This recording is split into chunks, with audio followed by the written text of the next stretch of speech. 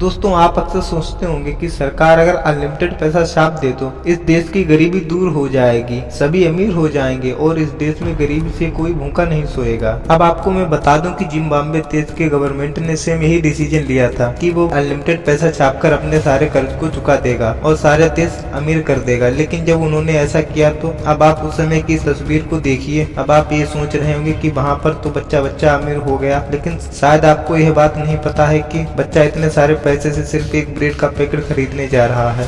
यानी कि वहाँ पर उसके बाद एक ब्रेड का पैकेट ही इतना महंगा हो गया कि वहाँ पर छापे गए पैसे किसी काम के नहीं रह गए। यानी कि सरकार अनलिमिटेड पैसा छापती है तो उसका नतीजा होगा देश की महंगाई, और तो और उन पैसों की कोई वैल्यू ही नहीं रहेगी।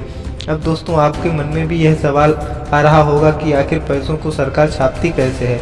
तो चलिए आज की इस वीडियो में हम आपको यह बताते हैं कि सरकार इतने सारे नोटों को कैसे छापती है। लेकिन उससे पहले अगर आप इस चैनल पर नए हो तो चैनल को सब्सक्राइब करके बेल आइकन को दबाना ना भूलें। तो चलिए शुरू करते हैं आज की इस वीडियो को। तो सबसे पहले फैक्ट्री में कॉटन के बड़े बड़े बंडल्स आते हैं और अब इन बड़े बड़े ब्लॉक्स को अच्छे से मिक्स कर दिया जाता है और फिर इसे पानी के ड्रम में डाला जाता है ताकि इससे बनने वाले नोट में जान आ जाए। अब उसमें सारे पानी को निकालने के बाद उसे एक मशीन में डाला जाता है जो कि सारे मिक्स को दबा दबा कर पेपर बना देता है। अब दोस्तों, आपने देखा होगा इंडियन करेंसी पर गांधी जी का वाटरमार्क होता है और यही वाटरमार्क करेंसी में सबसे पहले बनाया जाता है। अब उस पेपर का सैंपल इंस्पेक्शन टीम ले जाती है ताकि वो चेक कर सके कि कोई गलती तो नहीं हो रही है। अब उस बड़े बड़े रोल को 3 हिस्सों में काट दिया जाता है जिससे उन्हें आगे का काम इजी रहे। अब दोस्तों, आपने देखा होगा कि नोटों पर होलोग्राम लगा होता है जिसे हम तार भी कहते हैं और ये हर नोट में अलग अलग रंग की होती है और ये होलोग्राम भी वाटरमार्क के बाद नोट पर लगा दिया जाता है। अब इसके बाद पेपर को विजुअल इंस्पेक्शन होता है जो कि कंप्यूटर के जरिए किया जाता है और ये क्वालिटी अच्छे से चेक कर लेते हैं नोटों पर वाटरमार्क होलोग्राम ठीक से लगा है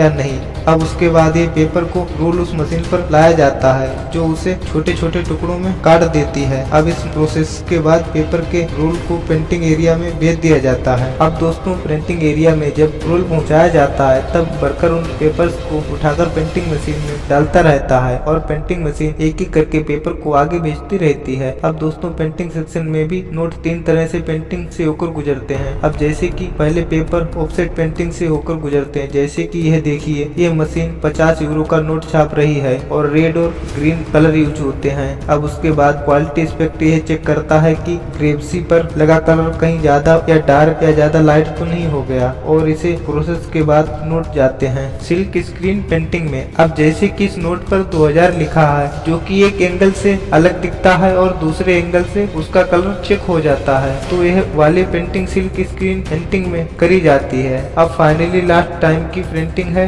इसके लिए प्रिंटिंग इस प्रिंटिंग के नोट के ऊपर टेक्सचर पेंट करे जाते हैं जिसे अगर आप नोट के ऊपर हाथ लगाते हैं तो उसको पता चलता है कि कुछ लिखा गया है और इस तरह से टेक्सचर इंटेलियो प्रिंटिंग में लाए जाते हैं। अब प्रिंटिंग के बाद नोटों की कटिंग मशीन में भेजा जाता है जहां पर नोटों को पेपर साइजेस में काट दिया जाता है और फिर वो नोट पैकिंग के बाद बड़े बड़े कंटेनर्स में भेजकर अलग अलग बैंक में भेज दिए जाते हैं और जो नोट यहाँ पर खराब हो जाते हैं उन्हें आगे RBI के पास भेज दिया जाता है और उन्हें दोबारा से उतने ही नोट तैयार करके दे दिए जाते हैं। तो दोस्तों, मैं आप लोगों से यह आशा करता हूँ कि आप लोगों को यह वीडियो अच्छी लगी होगी। अगर यह वीडियो अच्छी लगी तो वीडियो को लाइक करो और ऐसी अमेजिंग वीडियो देखने के लिए हमारे चैनल को सब्सक्राइब करो।